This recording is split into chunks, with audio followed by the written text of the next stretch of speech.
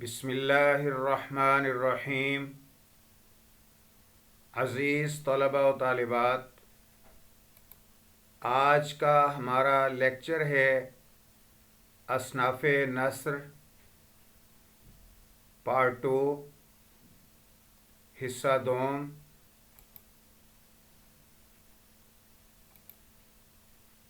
نویں، 10ویں، 11ویں اور 12ویں جماعت کے لیے Urdu lecture series YouTube channel Urdu professor کے توسط سے حاضر خدمت ہے۔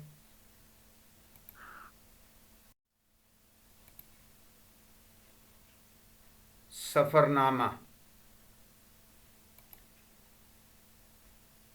سفرنامہ ایسی ادبی تحریر کو کہتے ہیں جس میں مصنف اپنے کسی سفر کے حالات و واقعات تفصیل سے ذکر کرے۔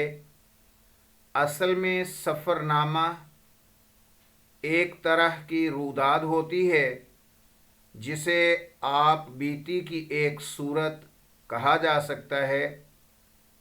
سفرنامہ کی عمدگی اور دلچسپی دو چیزوں پر منحصر ہوتی ہے، ڈیپینڈ ہوتی ہے۔ ایک سفر کے واقعات کی ندرت و جدت، اور دوسرے انداز بیان میں تازگی۔ دور جدید میں اردو اصناف نثر میں سفرنامہ کو امتیازی اور منفرد حیثیت حاصل ہے۔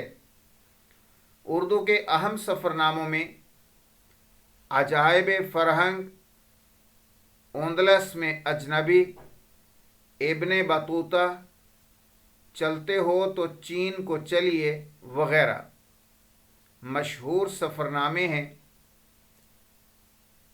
سفرنامہ ایک طرح کی روداد ہوتی ہے جسے آپ بیتی کی ایک صورت کہا جا سکتا ہے۔ رپورتاژ میں سفر لازمی نہیں ہوتا، سفرنامہ میں سفر لازمی ہوتا ہے۔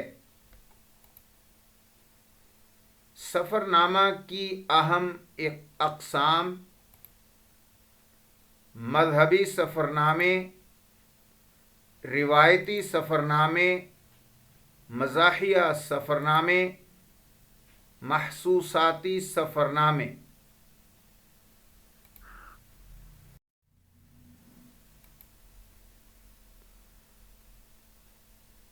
اگلا ٹاپک ہے مضمون۔ اصناف نثر میں سے مضمون عربی زبان کا لفظ ہے، زمن سے بنا ہے۔ مضمون کے لغوی معنی زمن میں لینا، احاطے میں لینا، مطلب و مفہوم واضح کرنا، یا کسی موضوع پر تحریر یا انشاء کے ہیں۔ مضمون کی اصطلاحی تعریف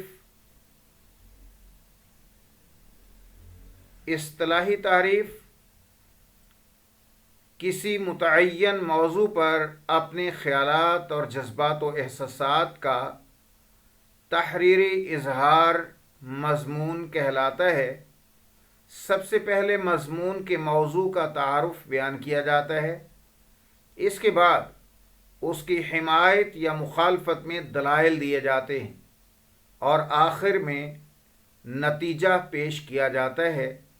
بعض مضامین تأثراتی نوعیت کے ہوتے ہیں، ان میں ایسی ترتیب اور دلائل کی ضرورت نہیں ہوتی، البتہ ہر مضمون کے لیے نظم و ضبط، توازن اور تناسب ضروری ہے۔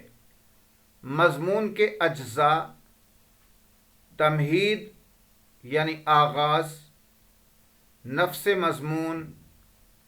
مضمون کا لفظ غلط لکھا گیا، اس میں میم حذف ہے، نفس مضمون پڑھا جائے اس کو۔ اختتام،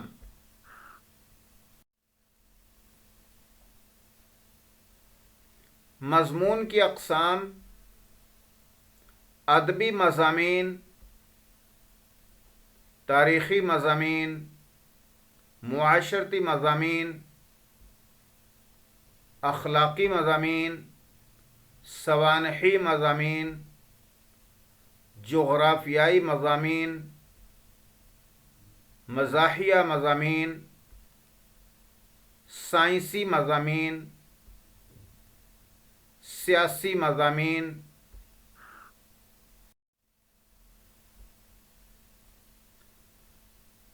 نیکسٹ ٹاپک ہے مقالہ۔ اصناف نثر میں سے مقالہ۔ مقالہ کا لغوی معنی، مقالہ عربی زبان کا لفظ ہے، قول سے بنا ہے۔ اس کے لغوی معنی بات، گفتگو۔ قول کے لغوی معنی بات، گفتگو کے ہیں۔ مقالہ کے لغوی معنی ہیں کہی ہوئی بات، یعنی جو کچھ کہا جائے۔ مقالہ کی تعریف اصطلاح میں کسی خاص موضوع پر علمی و تحقیقی انداز میں تحریری اظہار خیال کو مقالہ کہتے ہیں۔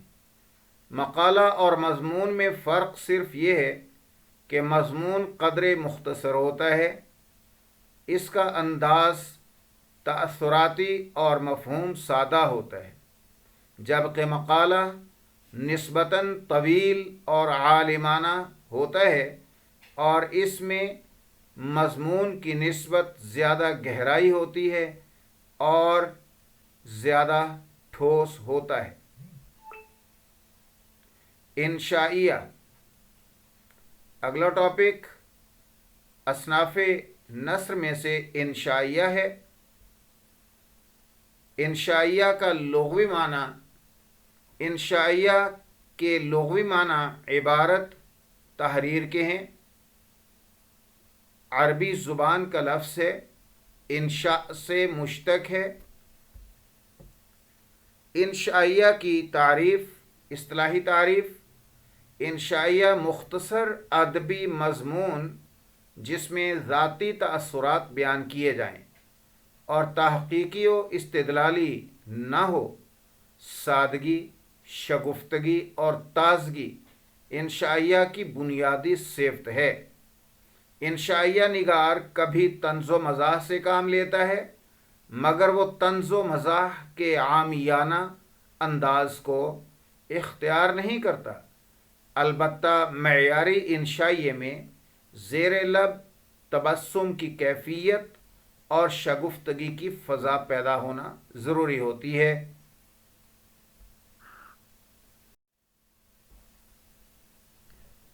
انشائیہ کی تعریف، اصطلاحی تعریف: انشائیہ مختصر ادبی مضمون جس میں ذاتی تأثرات بیان کیے جائیں اور تحقیقی و استدلالی نہ ہو۔ سادگی، شگفتگی اور تازگی انشائیہ کی بنیادی صفت ہے۔ انشائیہ نگار کبھی طنز و مزاح سے کام لیتا ہے، مگر وہ طنز و مزاح کے عامیانہ انداز کو اختیار نہیں کرتا۔ ایک معیاری انشائیے میں زیر لب تبسم کی کیفیت اور شگفتگی کی فضا پیدا ہونا ضروری ہوتی ہے۔ انشائیہ نگاری انگریزی ادب سے اردو میں آئی اور انگریزی میں ایسے کی ایک شکل ہے۔ یہی وجہ ہے کہ اس کو انگریزی میں لائٹ ایسے بھی کہتے ہیں۔ انشائیہ کی خصوصیات: اختصار یعنی مختصر، تنوع، داخلی اور خارجی تأثرات کا سنگم، ادھورا پن، شگفتگی اور تازگی، غیر رسمی انداز۔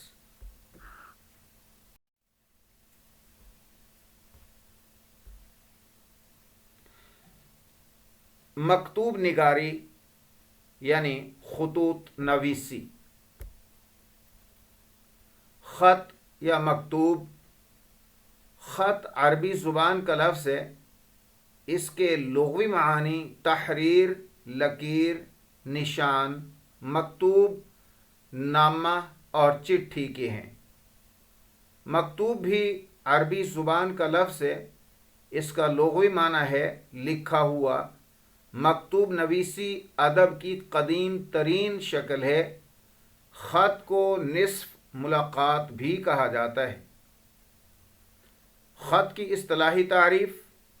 اصطلاح میں خط دو لوگوں کے درمیان تحریری گفتگو کو خط کہتے ہیں، جو مکتوب نگار مکتوب الیہ کو لکھ کر بھیجتا ہے۔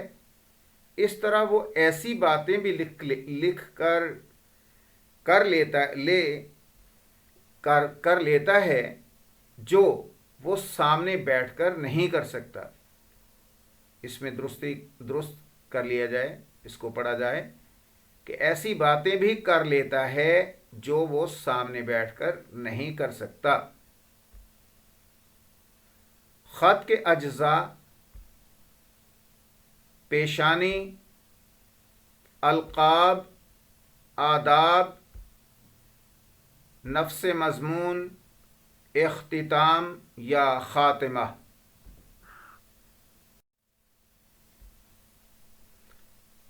اگلا ٹاپک ہے اصناف نثر میں سے افسانہ۔ افسانہ کی تعریف۔ افسانہ ایک ایسی مختصر کہانی جس کے لیے انگریزی میں لفظ شارٹ سٹوری کا استعمال ہوا ہے۔ اس میں ایک ایسی فکری داستان ہوتی ہے جو ایک ہی نشست میں پڑھی جا سکے اور جس میں ایک خاص کردار، ایک واقعہ، ایک تجربے یا ایک اثر کی وضاحت کی گئی ہو۔ نیز اس کے پلاٹ کی تفصیل اس قدر منظم انداز میں بیان کی گئی ہو کہ اس سے وحدت تأثر نمایاں ہو۔ افسانے کے مراحل اور اجزاء: موضوع کا چناؤ، عنوان، تمہید، پلاٹ، کردار نگاری، مکالمے، منظر کشی،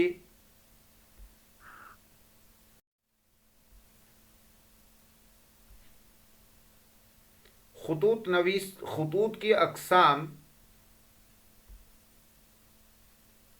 نجی یا ذاتی خطوط، عمومی خطوط، سرکاری یا دفتری خطوط، خاکہ نگاری۔ خاکہ نگاری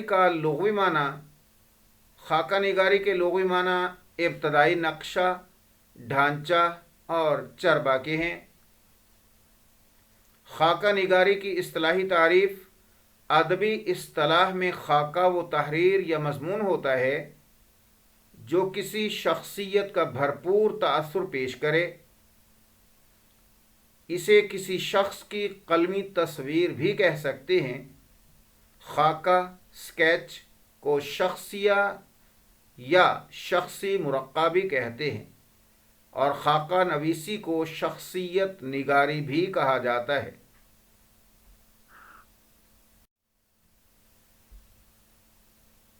خاکے کی اہم خصوصیات: اختصار، غیر رسمی اور شخصی انداز، شگفتگی، جامعیت، تنوع، نفسیات انسانی کا گہرا مشاہدہ۔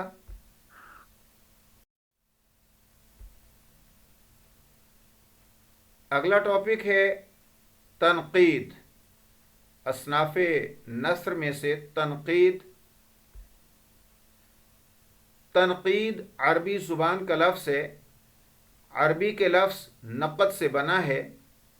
लुग़वी माना परख, जांच, छानबीन, खोटा खरा जांचना, नुक्ता चीनी। तनकीद की इस्तिलाही तारीफ़ वो तहरीर जिसमें किसी फ़न पारे कलाम के हुस्न व क़ुब्ह यानी खूबी और ख़ामी पर फ़नी उसूल व ज़वाबित की रोशनी में इजहार ख्याल किया गया हो, तनकीद कहलाता है। सजदाए इश्क पे तनकीद न कर ए वाइज़, सजदाए इश्क पे तनकीद न कर ए वाइज़, देख माथे पे अभी चांद नुमाया होगा।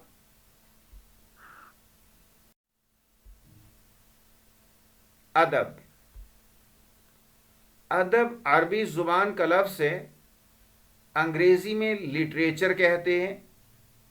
इसकी मुख्तलिफ़ अनवा हैं।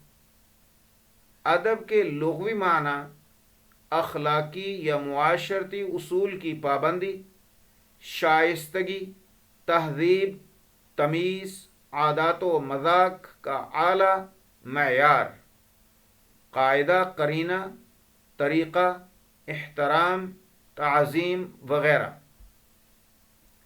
अदब की इस्तिलाही तारीफ़ इंसान का अपने जज्बात व एहसासात को खूबसूरत अंदाज में इजहार करना अदब कहलाता है।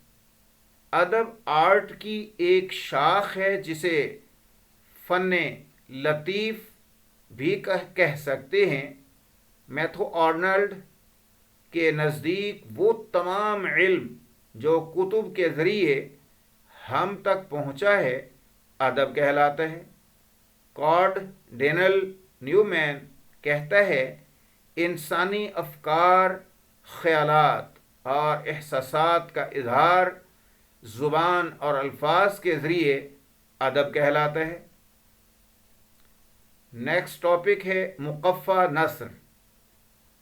असनाफ़े नस्र में से मुक़फ़्फ़ा नस्र। मुक़फ़्फ़ा के लुग़वी माना है, मुक़फ़्फ़ा अरबी ज़ुबान का लफ्ज़ है। इसका लुग़वी माना काफ़िया किया गया, काफ़ियादार, काफ़िया वाली या वाला।